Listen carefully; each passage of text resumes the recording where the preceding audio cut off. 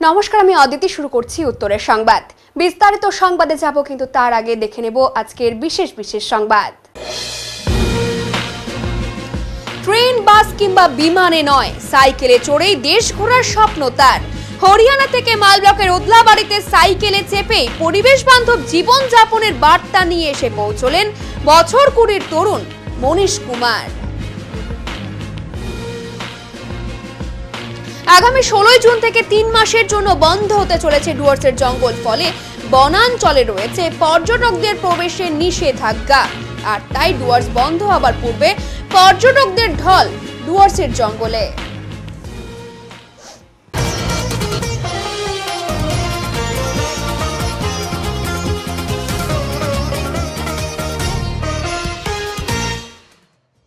ওয়াকফ board আইন নিয়ে কেন্দ্রের বিরোধিতায় মানববন্ধন জলপাইগুড়িতে।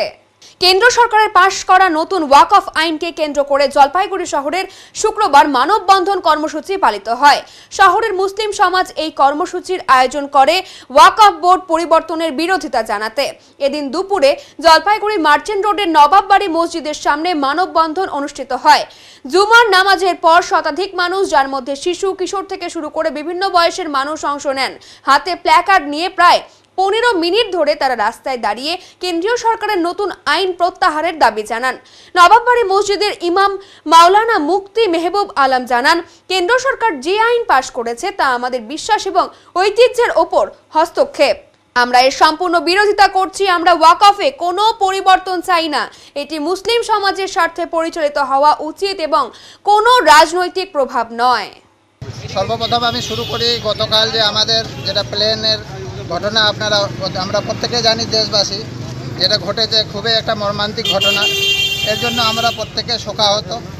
দ্বিতীয় নম্বর কথা হচ্ছে, আজকে যে আমরা দাঁড়িয়েছি, গত কিছুদিন আগে যে মাননীয় কেন্দ্র সরকার যেটা আমাদের ওয়াকফ বিল অর্থাৎ মসজিদ, মাদ্রাসা, মক্তব, খানকার যে জমিন, সেটার যে কমিটি রদবদল করার যেটা চলছে, চক্রান্ত চলছে, বা যেটা আইন পাশ করেছে ওয়াকফ বিলের বিরোধিতায়, আমরা আজকে এখানে একত্রিত হয়েছি।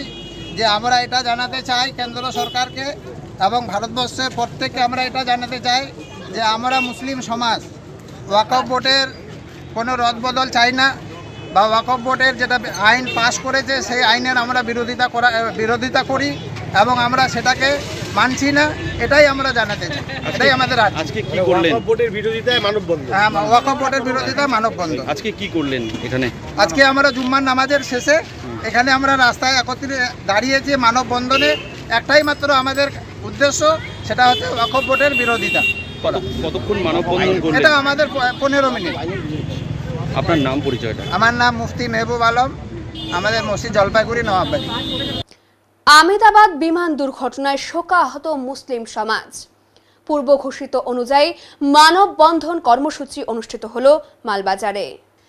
আহমেদাবাদ সম্প্রতি ঘটে যাওয়া মর্মান্তিক বিমান দুর্ঘটনায় প্রাণ হারিয়েছেন 240 জনেরও বেশি নিরীহ যাত্রী। এই হৃদয় বিদারক ঘটনার পর অল ইন্ডিয়া মুসলিম পার্সোনাল ল বোর্ডের পক্ষ থেকে গভীর শোক প্রকাশ করা হয়েছে।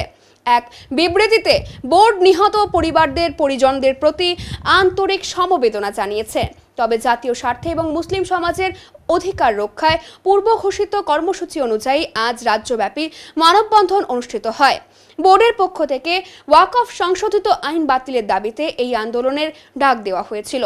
মালবাজার মহকুমার ওদলাবাড়ি, ডামডিম, মালবাজার সহ বিভিন্ন এলাকায় জুম্মার নামাজের পর স্থানীয় মসজিদ কমিটিগুলির উদ্যোগে শান্তিপূর্ণভাবে শান্তি শৃঙ্খলা বজায় রেখে মানববন্ধন কর্মসূচি পালিত হয়। অলিগলি হোক, জাতীয় সড়ক, সর্বত্রই মুসলিম সম্প্রদায়ের মানুষের সক্রিয় অংশগ্রহণ দেখা যায়।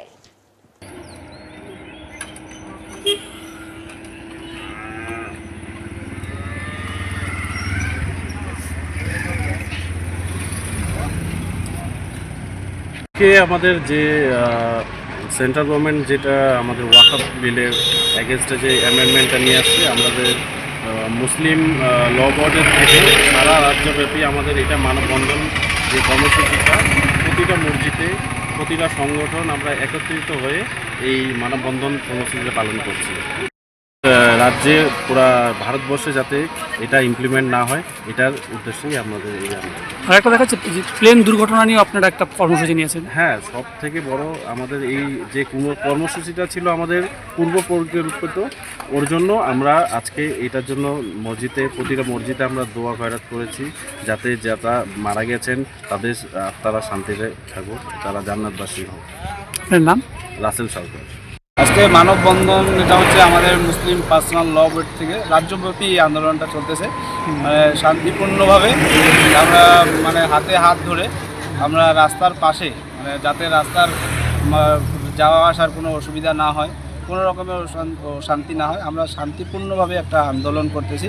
যে ওয়াকফ অ্যামেন্ডমেন্ট বিল যে সরকার পাস করেছে, এই কালা কানুন আমরা মানতে রাজি নই। যদিও এটা বিচারাধীন, কিন্তু যেহেতু আমরা সমাবেশ করতে পারতেছি না, কোনো মিছিল করতে পারতেছি না, তার জন্য আজকে আমরা প্রতি জুমায় রাজ্যের যত মসজিদ আছে সব মসজিদেই এলান হয়েছে যে আমরা একটা রাস্তার পাশে একটা মানববন্ধন বলে একটা আন্দোলন করতেছি, যে এই ওয়াকফ বিলের বিরোধিতায়। আরেকটা জিনিস দেখা যাচ্ছে যে আহমেদাবাদে মারা গেছে, তার প্রতিবাদেও আপনারা আজকে শোক পালন করছেন। হ্যাঁ, তাদের আত্মার শান্তির জন্য আমরা দোয়া করলাম মসজিদে নামাজের পরে, এবং তাদের জন্য নীরবতা পালন করলাম তাদের আত্মার শান্তির জন্য। আপনার নাম? আমার নাম আশরাফুল আলম, মসজিদের ইমাম, পদ্মাবাড়ি খিসবস্তি যাওয়া। চালকদের জন্য জলপাইগুড়িতে বিনামূল্যে চক্ষু পরীক্ষা শিবিরের আয়োজন। পশ্চিমবঙ্গ রাজ্য সরকারি ফেডারেশন তৃণমূল কংগ্রেস দ্বারা প্রবাহিত এদের উদ্যোগে আজ জেলা পরিষদ ইউনিটের তরফে জেলা পরিষদে একটি বিনামূল্যে চক্ষু পরীক্ষা শিবিরের আয়োজন করা হয়েছিল। এই শিবিরে সাধারণ মানুষ যেমন তাদের চোখের বিভিন্ন সমস্যা প্রাথমিকভাবে দেখানোর পাশাপাশি যে সমস্ত জেলা পরিষদের চালকরা রয়েছে তাদেরকেও চোখ দেখানোর উদ্যোগ তারা নিয়েছেন। কেউ যদি চশমা কিনতে না পারে তাও তারা ব্যবস্থা করে দিচ্ছেন আজকের এই চক্ষু পরীক্ষা শিবিরের মাধ্যমে। এই মহৎ কাজের সূচনা করেছিলেন জলপাইগুড়ি জেলা পরিষদের সভাধিপতি কৃষ্ণা রায় বর্মন। কয়েক শতাধিক মানুষ এসে বিনামূল্যে তাদের চোখ দেখিয়ে যান। ডাক্তারবাবুরা যে সমস্ত রোগীদের চোখের সমস্যা রয়েছে তারা কোথায় যাবে তারও পরামর্শ দেন। আজকে এই বিষয়টা হচ্ছে আমরা পশ্চিমবঙ্গ রাজ্য সরকারি ফেডারেশনের জলপাইগুড়ি জেলা পরিষদ শাখার পক্ষ থেকে আমরা একটা আই ক্যাম্প করতে চলেছি। অলরেডি এটা শুরু হয়ে গেছে। আমাদের সভাধিপতি শ্রীমতী কৃষ্ণা রায় বর্মন উনি উদ্বোধন করেছেন। সেই সঙ্গে ছিলেন আমাদের জেলার সভাপতি নিরুপম মুস্তাফি মহাশয়। তারা ফিতে কেটে আজকে আমাদের এই বিনামূল্যে চক্ষু পরীক্ষা শিবির শুরু হলো।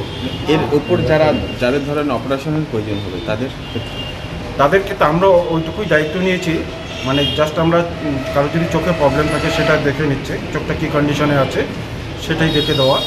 হ্যাঁ, তারপরে সেই অনুযায়ী সে তার পরবর্তী ব্যাপারটা সে নিজেই করবে আর কি।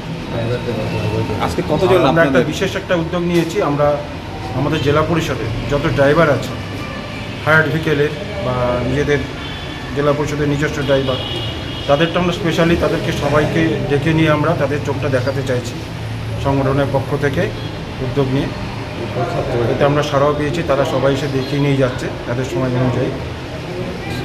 যারা দুস্থ কর্মচারী বা পথচারীও আছেন, যারা দুস্থ চশমা কেনার পয়সা নেই, তাদের আমরা সরকারি উদ্যোগে আমাদের পশ্চিমবঙ্গ সরকারের যে চোখের আলো প্রকল্প আছে সেই প্রকল্পে যাতে তারা দ্রুত চশমা পায় সেই ব্যবস্থা আমরা ত্বরান্বিত করার জন্য আমাদের চেষ্টা করছি। উদ্যোগ নিতে অনুরোধ করব। কী নাম তোমার দাদা? তোমার নামটা কি? শ্রমিক দত্ত আমাদের সভাপতি। শ্রমিক দত্ত, জেলা পরিষদ ইউনিট। আগ্নেয়াস্ত্র সহ গ্রেফতার দুষ্কৃতী। নকশালবাড়ির রেলগেট সংলগ্ন এলাকায় আগ্নেয়াস্ত্র হাতে করে ঘোরাফেরা করার সময় পুলিশের সন্দেহ হতেই তাকে গ্রেফতার করা হয়। ধৃত মোহাম্মদ সৌফিক নকশালবাড়ির তোতারাম জোতের বাসিন্দা। এদিন ধৃতের কাছে একটি পিস্তল এবং 2 রাউন্ড কার্তুজ উদ্ধার করেছে পুলিশ। ধৃতকে শিলিগুড়ি মহকুমা আদালতে তোলা হয়েছে। ধৃত মোহাম্মদ সৌফিক দীর্ঘদিন ধরেই পুলিশ থেকে বাঁচতে গা ঢাকা ছিল। সম্প্রতি তোতারাম জোতের মহিলাকে বন্দুক দেখিয়ে ভয় দেখানো এবং গুলি চালানোর ঘটনায় অভিযুক্ত ছিলেন এই ধৃত। পাশাপাশি আগেও ধৃতের বিরুদ্ধে মাদকের সঙ্গে জড়িত থাকার অভিযোগে গ্রেফতার করেছে পুলিশ।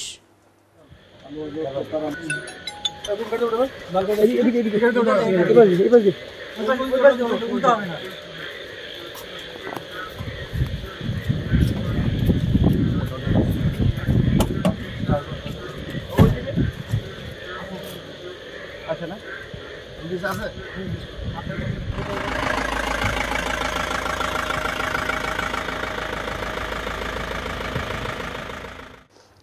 16 জুন থেকে পর্যটকদের জন্য আগামী 3 মাসের জন্য বন্ধ হয়ে যাচ্ছে ডুয়ার্স। এই 3 মাস পর্যটকরা ডুয়ার্সে প্রবেশ করতে পারবেন না। হাতে আর মাত্র কদিন বাকি, ফলে জঙ্গল বন্ধ হওয়ার পূর্বে ডুয়ার্সের জঙ্গল কেন্দ্রিক পর্যটন কেন্দ্রে পর্যটকদের ভিড় ছিল চোখে পড়ার মতো। বৃহস্পতিবার বিকেল পর্যন্ত পর্যটকদের ঢল নামতে দেখা গেল জলপাইগুড়ি গরুমারা জাতীয় উদ্যান সহ অন্যান্য জঙ্গলে। দীর্ঘ 3 মাস জঙ্গল বন্ধ থাকার ফলে যেমন পর্যটকদের প্রবেশে নিষেধাজ্ঞা থাকে, তেমনি এই 3 মাস জঙ্গল সাফারি, হাতি সাফারি সব বন্ধ রাখা হয়। মূলত জঙ্গলের পুনর্জীবন এবং বন্য প্রাণীদের প্রজননের জন্য 3 মাস বন্ধ থাকে বলে জানান গরুমারা অভয়ারণ্যের ডিএফও দ্বিজপ্রতিম সেন। ফরেস্টের যে ক্লোজারটা হয় ওটার ফান্ডামেন্টাল কনটেক্সট আর ফান্ডামেন্টাল রিজনটা হচ্ছে এটা যে ওটা অ্যানিমালদের ব্রিডিং সিজন, তো ওই পিরিয়ডের মধ্যে মনসুন সিজন, তো ওই পিরিয়ডের মধ্যে ওনাদের একটা সার্টেন অ্যামাউন্ট অফ সেক্লুশন আর রেস্টের প্রয়োজন হয়, যেটা যদি খুব বেশি অ্যানথ্রোপোজেনিক অ্যাক্টিভিটি হয় তো সেটার মধ্যে ওনারা ডিস্টার্ব হতে পারেন। আর it gives a period of rest আর রিজুভিনেশন ফরেস্টকে, যেখানের মধ্যে ফরেস্ট বহু অ্যানথ্রোপোজেনিক অ্যাক্টিভিটিসের থেকে রিকভার করে যায়। তো এটা ওয়াইল্ড লাইফ প্রোটেকশন অ্যাক্টের প্রভিশনের আন্ডারে chief wild life warden sir এই অর্ডারটাকে প্রমালগেট করেন। আর এটা হচ্ছে যাতে ফরেস্ট রিজুভিনেট করে আর পরে আবার যখন খুলবে ট্যুরিস্টরা এসে আরও বেটার সার্ভিসেস যাতে পাবেন। এটা 15 জুনের পরে বন্ধ হবে আপ টু সেপ্টেম্বর, 3 মান্থস। আর এখানের মধ্যে ট্যুরিস্টের এন্ট্রির মধ্যে রেস্ট্রিকশনস থাকবে, বাট সারাউন্ডিং এরিয়াজে যে ইকো ট্যুরিজম কটেজেস এটসেট্রা আছে, তো এটার জন্য আই আন্ডারস্ট্যান্ড দ্যাট এটার জন্য একটা স্পেশাল অর্ডার করে অনেক সময়ের মধ্যে এক্সেপশনাল কেসেসের মধ্যে এগুলোকে ওপেন রাখা হয়। এখন নিয়ে নিচ্ছি ছোট্ট একটি বিরতি, ফিরে আসছি আরো খবর নিয়ে, সঙ্গে থাকুন। সব সময় সব দিকের সব খবর পেতে সাবস্ক্রাইব করুন, বেল আইকনটি প্রেস করে আপডেট থাকুন।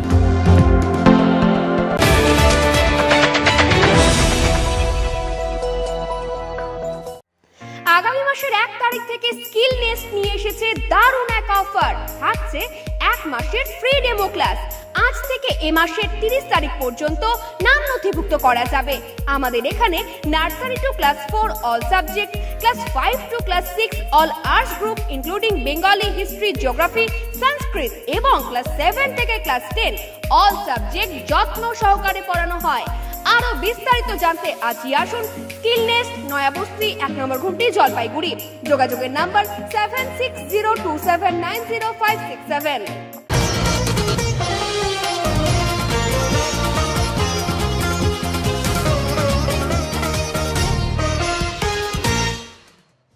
সাইকেলে করে স্বপ্ন ছোঁয়ার ইচ্ছে মনীশ কুমারের, আর তাই 2025 সালের 15ই জানুয়ারি থেকে রাজধানী দিল্লি থেকে যাত্রা শুরু হয় তার।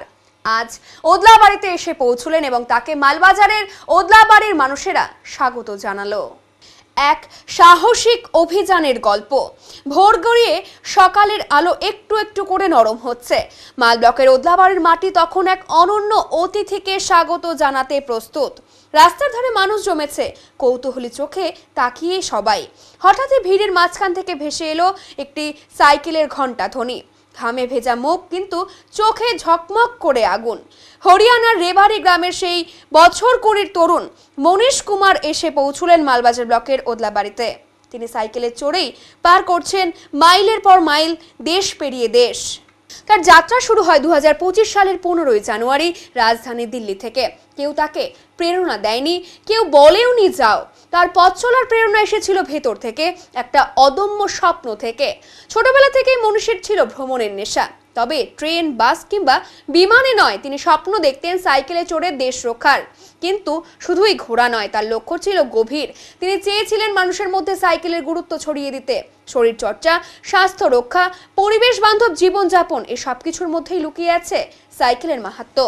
মনীশ বলেন, একদিন সাইকেল চালিয়ে গেলেই লাভ নেই, এতে হবে অভ্যাস। স্থূলতা, ডায়াবেটিস, হৃদরোগ সবকিছুর সমাধান লুকিয়ে আছে এই 2 চাকার গড়িমায়। তার যাত্রাপথ রোমাঞ্চে ভরা।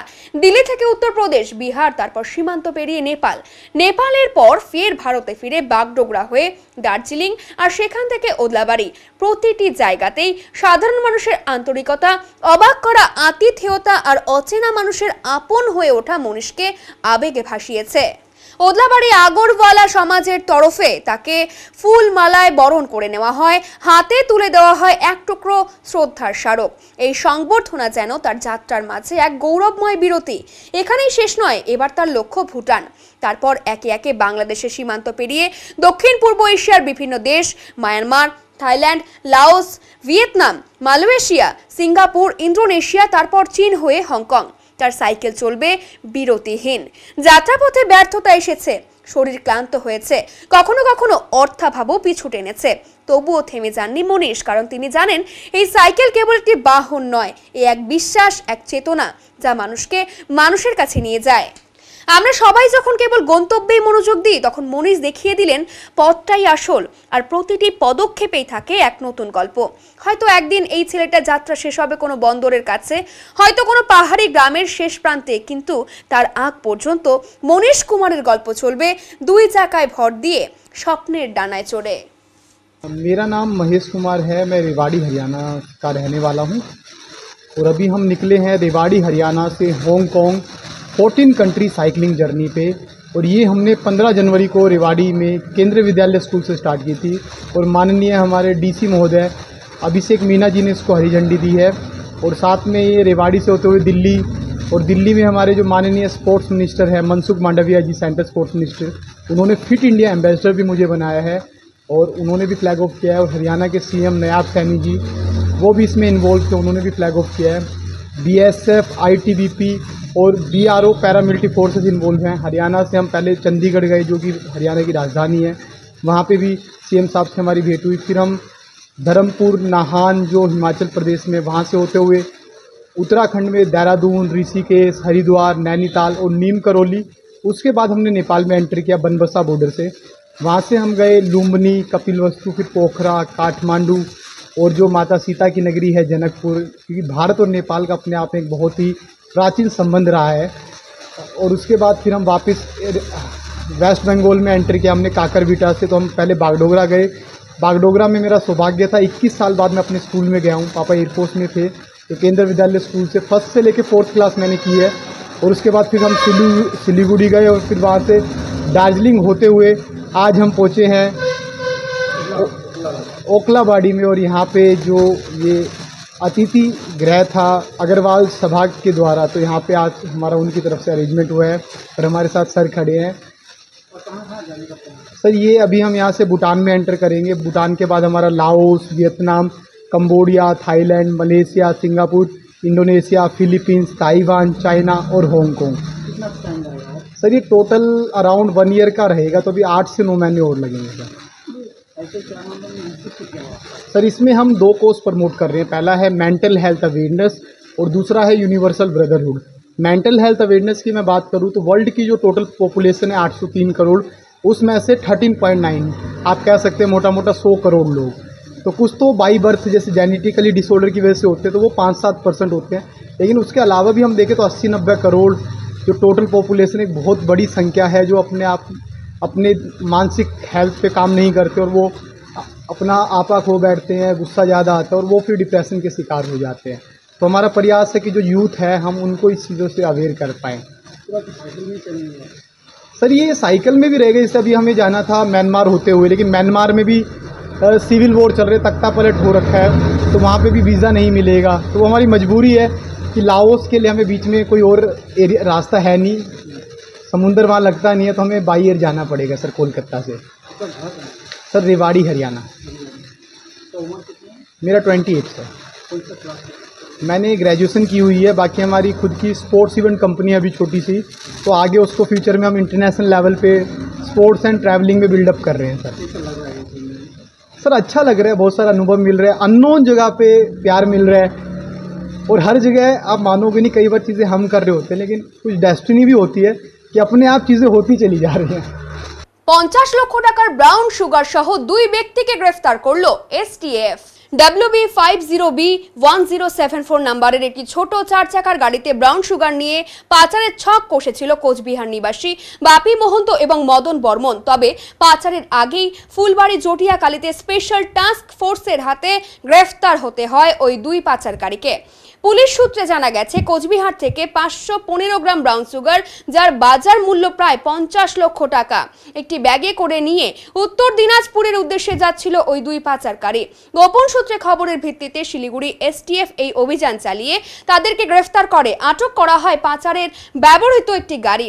পরবর্তীতে উদ্ধার হওয়া মাদক, গাড়ি এবং দুই ব্যক্তিকে NJP থানার পুলিশের হাতে তুলে দেওয়া হয়। তদন্তের স্বার্থে 5 দিনের রিমান্ডের আবেদন জানিয়ে ধৃতদের জলপাইগুড়ি আদালতে পাঠানো হয়েছিল। সারা বছর যাদের গুরুত্ব কম থাকে, কিন্তু এই সময় আসলেই কিন্তু তাদের গুরুত্ব বেড়ে যায়, কারণ আসছে বর্ষাকাল। যাদের কথা বলা হচ্ছে তারা হলেন ছাতা সারাইয়ের কারিগর। রকমারি আধুনিক ছাতা জলপাইগুড়ির বাজারে ছেয়ে গেলেও যারা ছাতা সারাই করে থাকেন সেই সমস্ত কারিগরদের পেশাতে কোনো ঘাটতি আসেনি বলেই বলছেন তারা। সামনেই বর্ষা, আর তাই এখন ছাতা সেলাই বা মেরামতির কাজে যুক্ত কারিগররা ব্যস্ত রয়েছেন তাদের কাজে। তারা বলছেন, আগে ছিল কাঠের ডান্টিওয়ালা ছাতা, তারপর প্লাস্টিকের, আর এখন বর্তমানে স্টিল বা আরো আধুনিক ছাতার স্টিক বাজারে চলে এসেছে। কিন্তু আমাদের পেশাতে বিন্দু মাত্র ঘাটতি হয়নি, কারণ ছাতা যতই আধুনিক হোক না কেন একসময় না একসময় খারাপ হবেই, আর খারাপ হলেই আমাদের কাছে আসতে হবেই। ছাতা সেলাই করতে আসা ক্রেতা বলেন, যারা দীর্ঘ পরিশ্রম করে ছাতা সেলাই করে থাকেন বা ছাতা মেরামত করে থাকেন তাদের পেশা ঠিক আছে, এটাই ভালো। বর্ষা আসলেই এদের কদর অনেকটাই বেড়ে যায়। যাদের পেশা এখনো সেই অখণ্ডই রয়েছে। জলপাইগুড়ি শহরের বিভিন্ন জায়গায় সেই ছাতাওয়ালাদের এখন ছাতা সারাই করার দৃশ্য দেখা যাচ্ছে, কারণ সামনেই বর্ষাকাল, আর বর্ষা পড়তেই ছাতার গুরুত্ব অনেকটাই বেড়ে যায়। তাই এখন ছাতা সেলাই করতেই ব্যস্ত তারা। আর বললাম না, হ্যাঁ, একই কথা রিপিটেড। তো কি মনে হয় যে আগের পুরনো ছাতা, যেটা উনি বললো বাঁশের ডান্টা ছিল, এখন সেটা প্লাস্টিকের, প্লাস্টিক, লোহার, এদের পেশাটাকে নিয়ে কি বলবেন? এদের পেশাটা কিন্তু চিরদিন থাকবে, মানে এই পেশায় একমাত্র চিরদিন থাকবে। কেন মনে হয়? কারণ বৃষ্টি তো হবেই, মানুষের তো কাজকর্ম করতে যেতেই হবে, প্রত্যেকের ছাতা বর্ষার সময় আর ছাতা নষ্ট হবেই, নষ্ট তো হবে। আপনার নাম? আমার নাম হিরম্ব রায়। ঠিক আছে, ধন্যবাদ। বর্ষাকাল তো এখন ছাতার ডিমান্ড কেমন রয়েছে বর্তমানে আপনাদের এই ধরনের ছাতা যেগুলো ঠিক করেন? চলতেছে, ভালোই চলতেছে। আচ্ছা, এই যে বর্তমানে যে আধুনিক ছাতা চলে এসেছে, তো সেই পরিপ্রেক্ষিতে আপনাদের কি কোনো ব্যবসার ক্ষতি হয়েছে? না। আচ্ছা, কোনো ক্ষতি হয়নি। আপনারা কি কি ঠিক করেন ছাতা নিয়ে? ছাতার কি কি ঠিক করেন? ছাতা রিপেয়ারিং করি, ভেঙে গেলে সিক টিক ভেঙে গেছে, এটা ওটা। বর্তমানে আপনি এই পেশার মানে টিকে রয়েছে পেশার সাথে? হ্যাঁ, চলতেছে। লাভ কেমন হয় আপনাদের? হয়, খাওয়া দাওয়া চলে যায়। খাওয়া দাওয়া চলে যায়। কত বছর থেকে করেন এই পেশা? এটা মোটামুটি 35 বছর। 35 বছর থেকে। যে এই শিল্পের সাথে কি নতুন কোনো পরিবর্তন দেখেছেন ছাতার মধ্যে? না, এইভাবেই চলে আসতেছে, একটার পর একটা। আগে ছিল বাঁশের ডান্টি, এখন এই যে লোহা হয়েছে, ফল্ডিং হয়েছে। মানে আপনি কি বাঁশের ডান্টির আমল থেকে কাজ করে যাচ্ছেন? বাঁশের ডান্টি, বেতের ডান্টি ছিল তখন যে লাভটা হতো, আর এখন সেই লাভ কি হতে হয়? একই। যখন জিনিসের দাম কম ছিল, আমাদের হাজিরাও কম ছিল। এখন সব জিনিসের দাম বাড়তেছে, আমাদেরও বাড়তেছে। কি নাম দাদা আপনার? এখন নিয়ে নিচ্ছে ছোট্ট একটি বিরতি, ফিরে আসছি আরো খবর নিয়ে, সঙ্গে থাকুন। সব সময় সব দিকের সব খবর পেতে সাবস্ক্রাইব করুন, বেল আইকনটি প্রেস করে আপডেট থাকুন।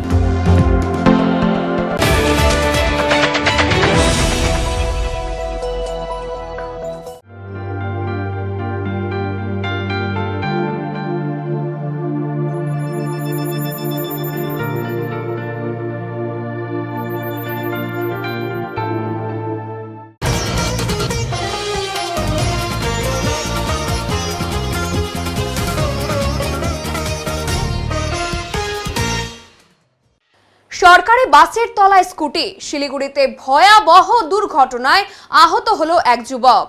শিলিগুড়ির ব্যস্ত মহাত্মা গান্ধী মোড়ে শুক্রবার ঘটে গেল এক মর্মান্তিক সড়ক দুর্ঘটনা।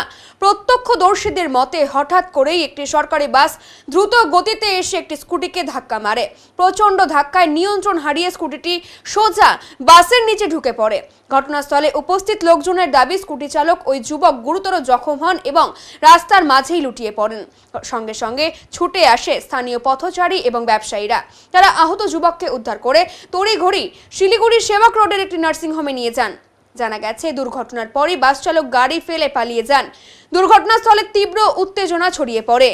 খবর পেয়ে ঘটনাস্থলে পৌঁছয় পুলিশ। বাসটিকে আটক করা হলেও চালকের কোনো হদিশ মেলেনি। পুলিশ সূত্রে জানা গেছে, দুর্ঘটনার পুরো বিষয়টি তদন্ত করে দেখা হচ্ছে। আশেপাশে সিসিটিভি ফুটেজ খতিয়ে দেখা হবে বলে জানিয়েছেন তারা। আহত যুবকের পরিচয় এখনো পর্যন্ত জানা যায়নি। এই ঘটনায় একদিকে যেমন স্থানীয়দের মধ্যে ক্ষোভ সৃষ্টি হয়েছে, তেমনি শিলিগুড়ির ব্যস্ত সড়কে ট্রাফিক নিয়ন্ত্রণ এবং বাস চালকদের বেপরোয়া মনোভাব নিয়েও প্রশ্ন উঠছে। এখানে তো অ্যাক্সিডেন্ট হয়েছিল, আমরা তো ছিলাম এখানে, যখন খবর পেলাম তারপরে আসলাম। আমরা পেশেন্টকে দেখি না, পেশেন্টকে তার আগেই পাঠিয়ে দেওয়া হয়েছে, পাবলিক ধরে পাঠিয়েছে, নার্সিংহোমে আছে, এখন সিরিয়াস আছে। আর বাসের যে ড্রাইভার ছিল, বাসের ড্রাইভার এখন নেই, বাসের ড্রাইভার পালিয়ে গেছে। এটাই অ্যাক্সিডেন্ট। এখন আমরা রিকভারি করছি, গাড়িটাকে রাখছি এখানে, আর মোটর স্কুটিটাকেও রাখছি। এখন থানার ভ্যান আসছে, থানা ভ্যানকে হ্যান্ড ওভার করলাম। ওনারা এখন দেখবে ইনকোয়ারি করে কী হয়, পরিস্থিতি কীরকম কী আছে, এটা ওনারাই বলতে পারবেন। তো কখনকার ঘটনা এটা? এটা 50-45 নাগাদ, এর মধ্যে 45 থেকে 50। এখন আবহাওয়ার খবর।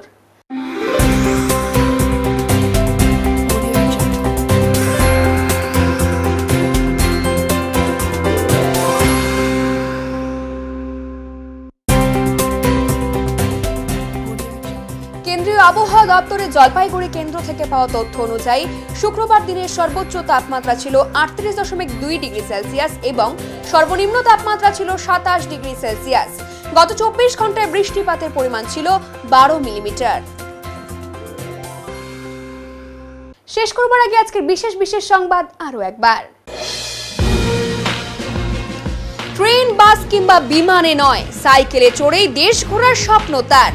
হরিয়ানা থেকে মাল ব্লকের ওদলাবাড়িতে সাইকেলে চেপে পরিবেশ বান্ধব জীবন যাপনের বার্তা নিয়ে এসে পৌঁছলেন বছর 20 তরুণ মনীশ কুমার।